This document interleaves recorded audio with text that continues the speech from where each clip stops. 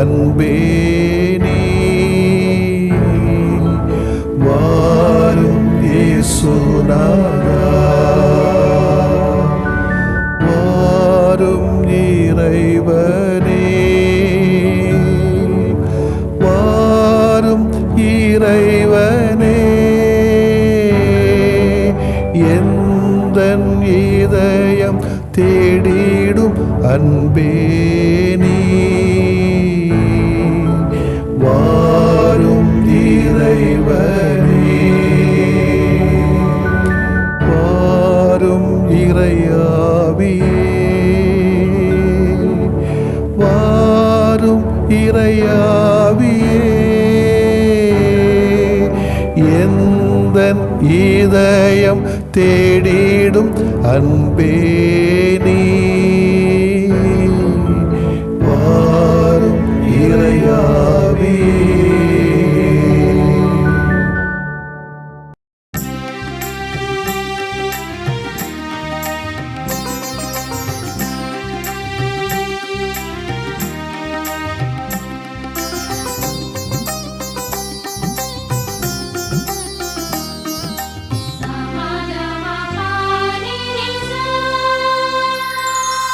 வாக்கு மனிதரானார், நம்மிடை வாழலானார்.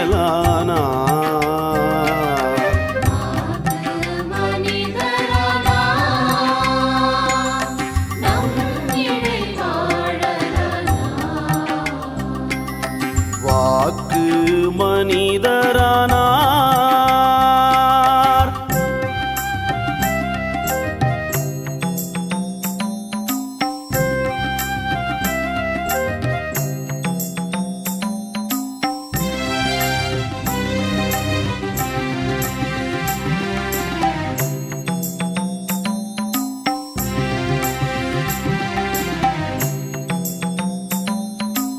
உலகின் தொடக்கமாய் உயிரின் இயக்கமாய்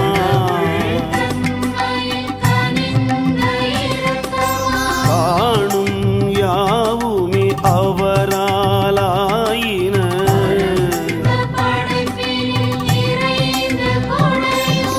வாக்கு மனிதரானார்,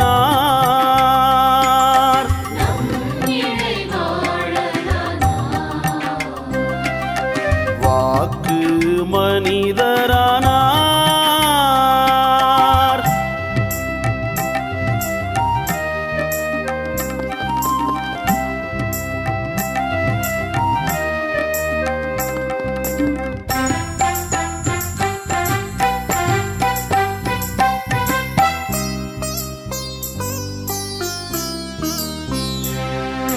மனிதர் தேடிடும் வாழ்வாய் ஆகியே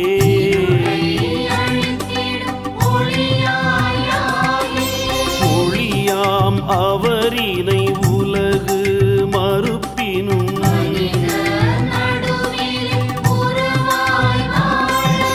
வாக்கு மனிதரானார்,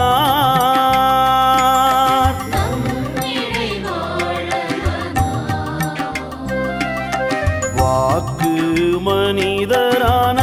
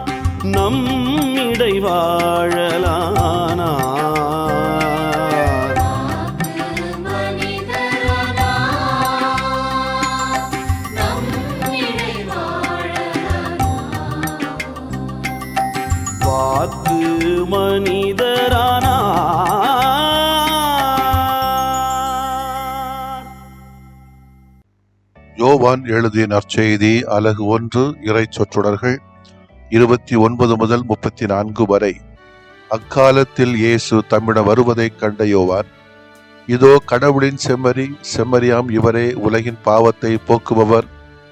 எனக்கு பின் வரும் இவர் என்னை விட முன்னிடம் பெற்றவர், ஏனெனில் எனக்கு முன்பே இருந்தார் என்று நான் இவரை பற்றியே சொன்னேன். இவர் யார் என்று எனக்கும் தெரியாதிருந்தது, ஆனால் இஸ்ரேல் மக்களுக்கு இவரை வெளிப்படுத்தும் பொருட்டே நான் வந்துள்ளேன். தண்ணீரால் திருமுழுக்கு கொடுத்தும் வருகிறேன் என்றார்.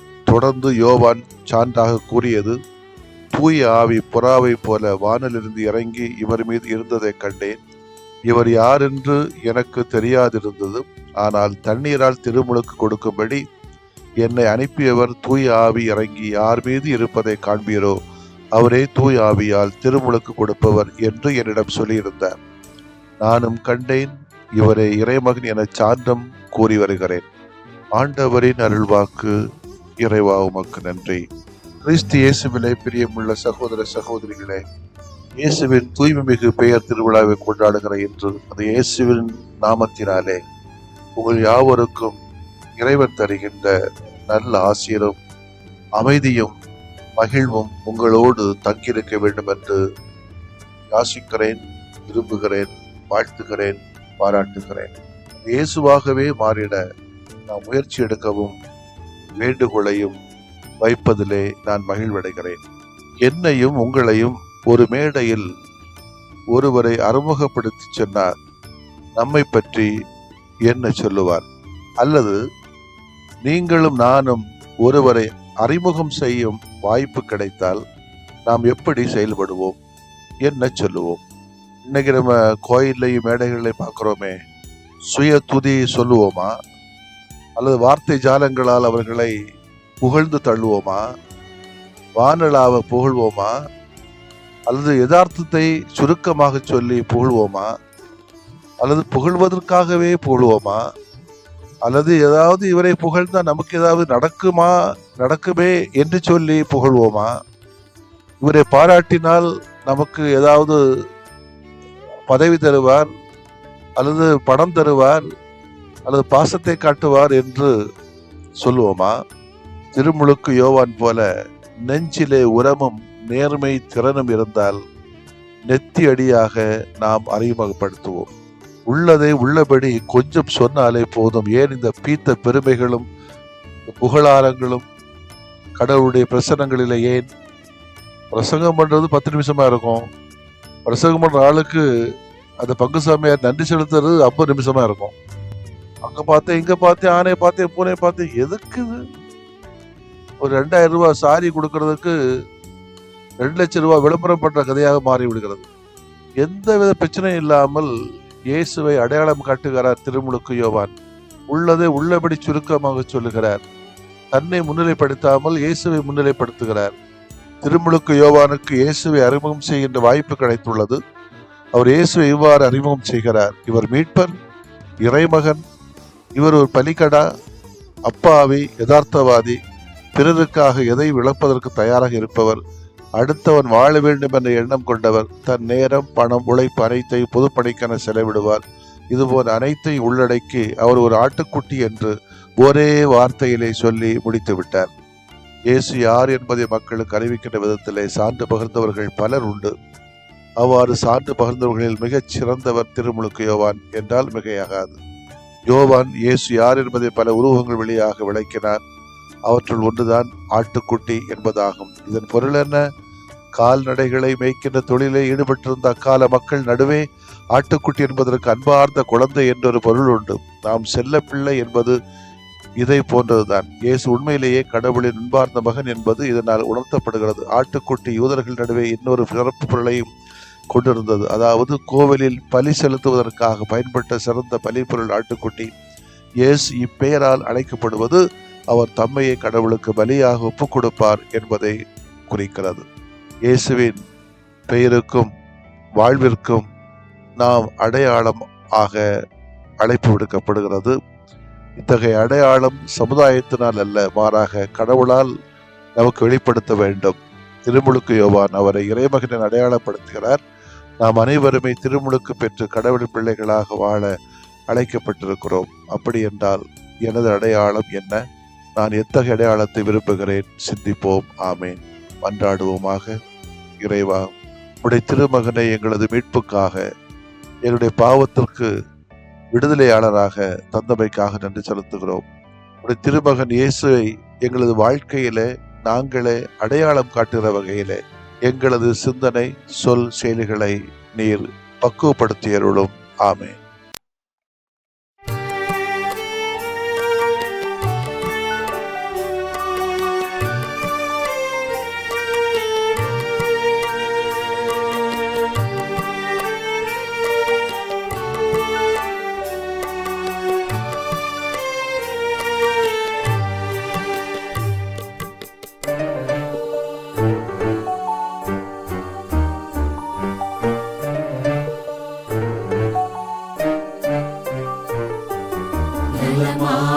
யாம் வாழ வரம் தாருமே, எம் நிலை மாற்றி உனில் வாழ நலம் தாருமே. நலமாக யாம் வாழ வரம் தாருமே, எம் நிலை மாற்றி உனில் வாழ நலம் தாருமே.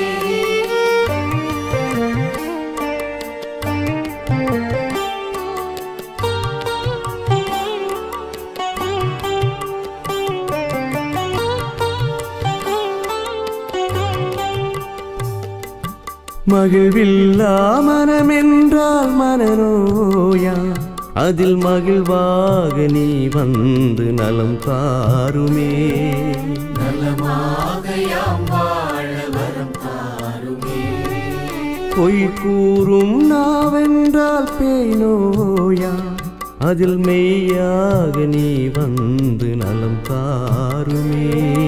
நலமாக யாம் வாழ வரம் தாருமே, எம் நிலை மாற்றி உனில் வாழ நலம் தாருமே.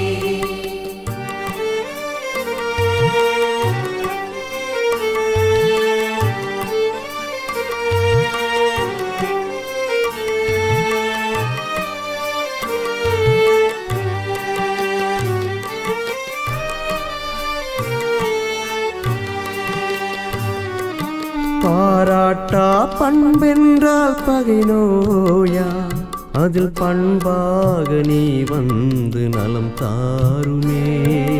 நலமாக யாம் வாழ வரம் தாருமே. சினமொன்றே குணமென்றால் சிரம் நோயா, அதில் சிரிப்பாக நீ வந்து நலம் தாருமே. நலமாக யாம் வாழ வரம் தாருமே, எம் நிலை மாற்றி உனில் வாழ நலம் தாருமே.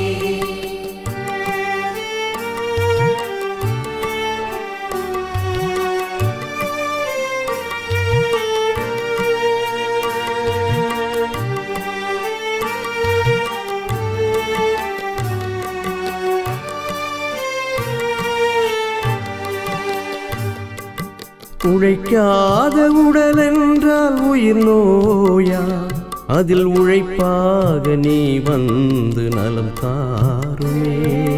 நலமாக யாம் வாழ வரம் தாருமே. கனியாத உளமென்றால் கடும் நோயா, அதில் கனிவாக நீ வந்து நலம் தாருமே.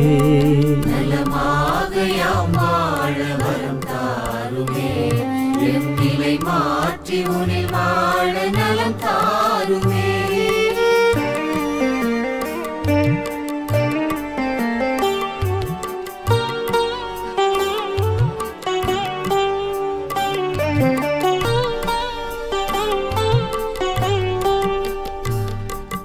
நல்லெண்ணம் இழந்திட்டால் உளநோயா, அதில் நல் உணர்வாய் நீ வந்து நலம் தாருமே. நலமாக யாம் வாழ வரம் தாருமே. நம்பிக்கை களைந்திட்டால் வாழ்வில்லையா, அதில் நலமாக்கும் நீ வந்து வாழ்வாகுமே. நலமாக யாம் வாழ வரம் தாருமே, எம் நிலை மாற்றி உனில் வாழ நலம் தாருமே.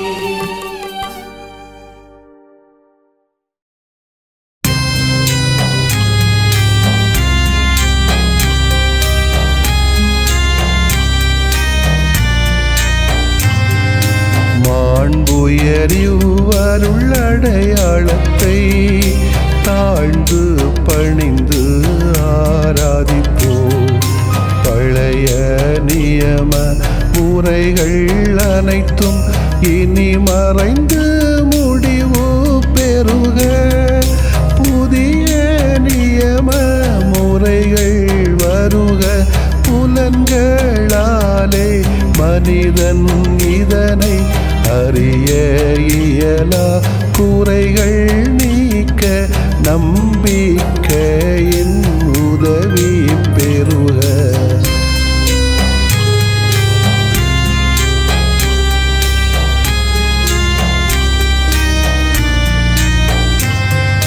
தந்தை அவர்க்கும் மகன் அவர்க்கும் புகழ்ச்சியோடு வெற்றியாக்கும்.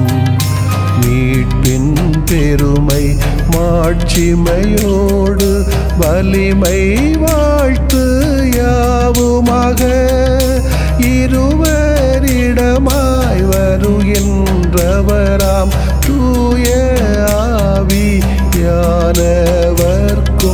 அளவில்லாத சமப்புகழ்ச்சி என்றுமே உண்டாகுக. ஆமென். வானின்று அவர்களுக்கு அப்பமளித்தீரே, இனிமையெல்லாம் தன்னகத்தில் கொண்ட அப்பம் இதுவே. மன்றாடுவோமாக. இறைவா, இந்த வியப்புக்குரிய அருளடையாளத்திலே உம்முடைய பாடுகளின் நினைவை எங்களுக்கு விட்டு சென்றீ. உமது திருவுடல் திரு ரத்தமாகியவற்றின் தூய மறைபொருளை வணங்கும் நாங்கள் உமது மீட்பின் பயனை இடைவிடாமல் துய்த்து உணர்ந்து மகிழ அருள்வீராக. தந்தையாகிய இறைவனோடு தூய ஆவியாரை ஒன்றிப்பில் இறைவனாய் என்றென்றும் வாழ்ந்து ஆட்சி செய்கின்ற உம்மை மன்றாடுகின்றோ.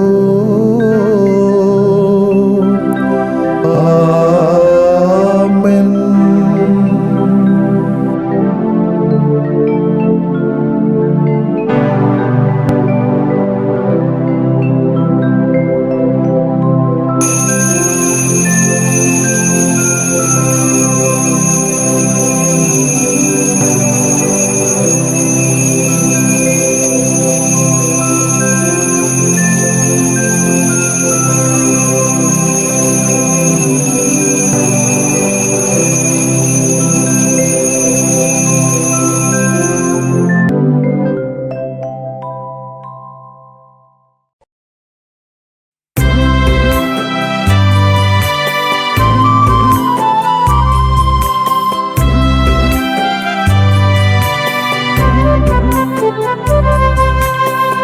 மப்பகரி மப்பகரி சரி சாரிகா.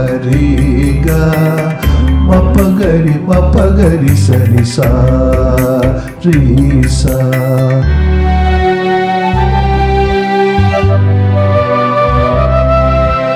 இதயமே இதயமே இயேசு இதயமே.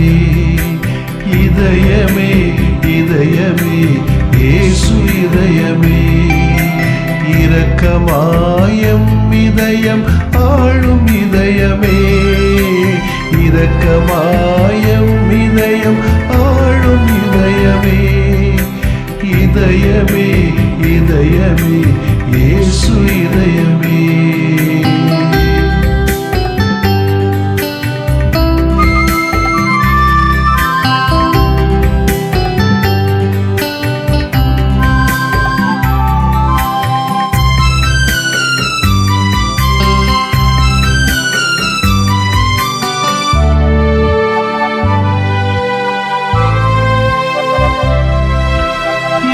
பொழுதும் எமை மறவா இயேசு இதயமே.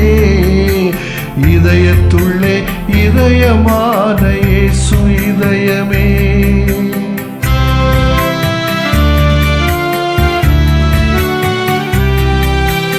இமை பொழுதும் எமை மறவா இயேசு இதயமே.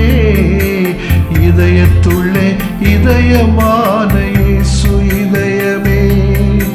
சுமையெல்லாம் தான் சுமக்கும் இயேசு இதயமே. சுமையெல்லாம் தான் சுமக்கும் இயேசு இதயமே. சுடராக எமை மாற்றும் இயேசு இதயமே.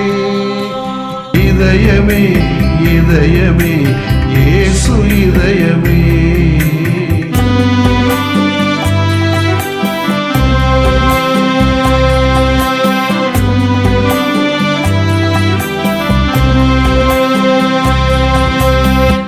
பதனி சகாரி சரி பதனி சகாரி சசா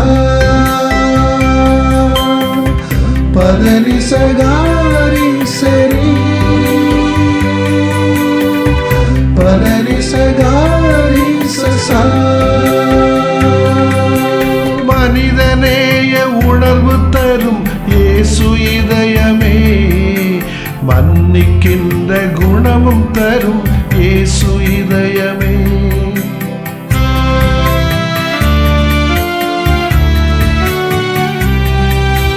மனிதநேய உணர்வு தரும் இயேசு இதயமே, மன்னிக்கின்ற குணமும் தரும் இயேசு இதயமே. உலகெல்லாம் பாசம் பொழியும் இயேசு இதயமே, உலகெல்லாம் பாசம் பொழியும் இயேசு இதயமே. உயிராக எமை காக்கும் இயேசு இதயமே, இதயமே இதயமே இயேசு இதயமே.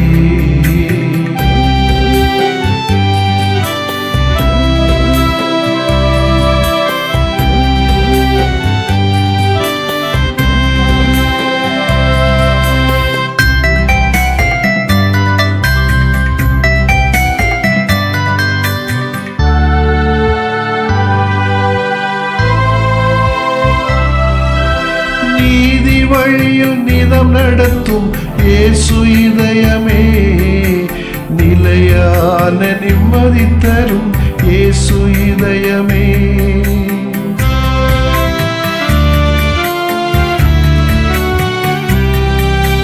நீதி வழியில் நிதம் நடத்தும் இயேசு இதயமே, நிலையான நிம்மதி தரும் இயேசு இதயமே.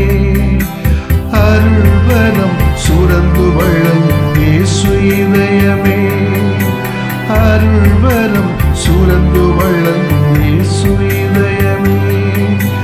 அகலாது எமை நடத்தும் இயேசு இதயமே, இதயமே இதயமே இயேசு இதயமே, இதயமே இதயமே இயேசு இதயமே.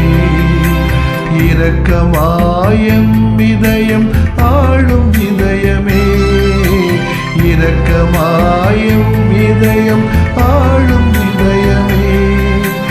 இதயமே இதயமே இயேசு இதயமே.